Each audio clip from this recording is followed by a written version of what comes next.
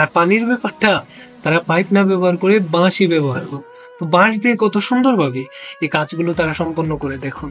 এখানে আমরা হলে অনেক টাকার পাইপ ইউজ করতাম, কিন্তু তারা কিন্তু পাইপ ইউজ করছে না।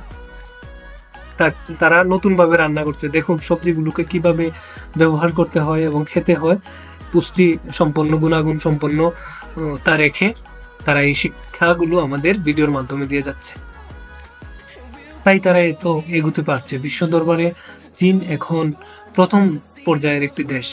তো তারা সবাই কর্মঠ, সবাই অত্যন্ত বুদ্ধিজীবী।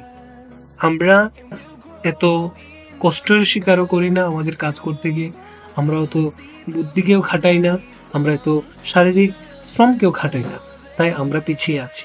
তো অবশ্যই ভিডিওটি ভালো লাগলে লাইক এবং সাবস্ক্রাইব করে চ্যানেলটির সঙ্গেই থাকুন এবং আমাদেরকে নতুন ভিডিও করার জন্য উৎসাহ প্রদান করুন।